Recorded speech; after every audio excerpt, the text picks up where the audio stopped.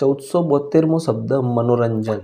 મનોરંજનને અંગ્રેજીમાં કહેવાય એન્ટરટેઇનમેન્ટ, જેનું સ્પેલિંગ થાય છે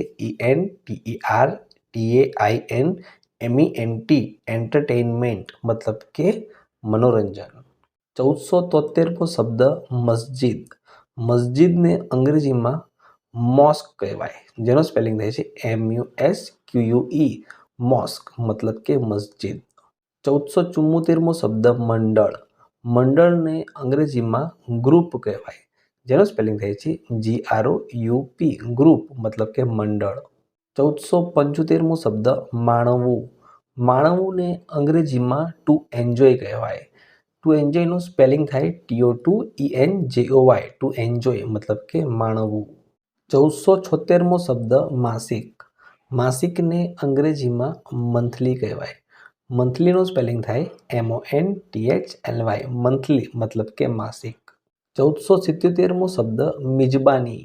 મિજબાનીને અંગ્રેજીમાં પાર્ટી કહેવાય, જેનો સ્પેલિંગ થાય છે PARTY, પાર્ટી મતલબ કે મિજબાની. 1478મો શબ્દ મુલતવી રાખવું. મુલતવી રાખવુંને અંગ્રેજીમાં ટુ પોસ્ટપોન કહેવાય, જેનો સ્પેલિંગ થાય TOTOPOSTPONE, પોસ્ટપોન, ટુ પોસ્ટપોન મતલબ કે મુલતવી રાખવું. 1479મો શબ્દ મૂર્તિ. મૂર્તિને અંગ્રેજીમાં આઇડલ કહેવાય, જેનો સ્પેલિંગ થાય છે IDEOL, આઇડલ મતલબ કે મૂર્તિ. 1480મો શબ્દ મેળો. મેળોને અંગ્રેજીમાં ફેર કહેવાય, જેનો સ્પેલિંગ થાય છે FAIR, ફેર મતલબ કે મેળો. 1481મો શબ્દ મહેંદી. મહેંદીને અંગ્રેજીમાં હિના કહેવાય, જેનો સ્પેલિંગ થાય HENNA, હિના મતલબ કે મહેંદી. 1482મો શબ્દ મોજ. મોજને અંગ્રેજીમાં એન્જોયમેન્ટ કહેવાય, જેનો સ્પેલિંગ થાય ENJOYMENT, એન્જોયમેન્ટ મતલબ કે મોજ.